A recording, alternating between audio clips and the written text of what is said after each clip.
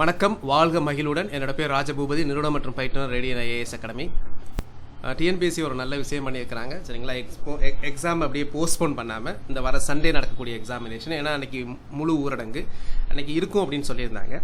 ஆனால் நமக்கு தெரியும், அன்றைக்கி நம்ம கூட சொல்லியிருந்தோம், நிறைய பேருக்கு நிறைய ஸ்டூடெண்ட்ஸ் பார்த்திங்கன்னா போக முடியாது.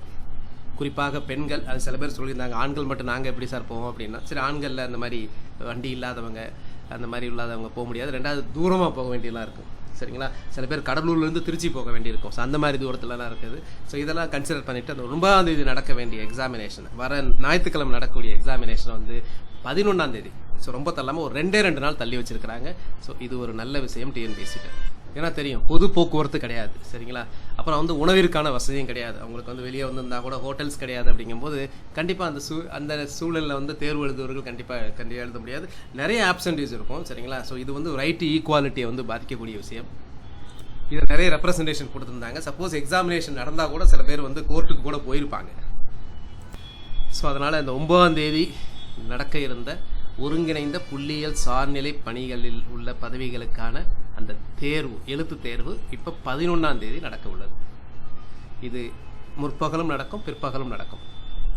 பொது அறிவும் உண்டு, அவங்க சப்ஜெக்ட் பேப்பரும் உண்டு, economics or maths or statistics.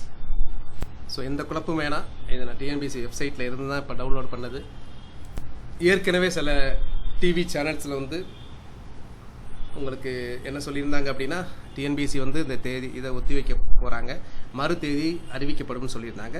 அந்த சமயத்தில் TNPSCலேருந்து என்ன சொல்லியிருந்தாங்க அப்படின்னா, அதே சண்டே தான் நடக்கும் அப்படின்னு சொல்லியிருந்தாங்க.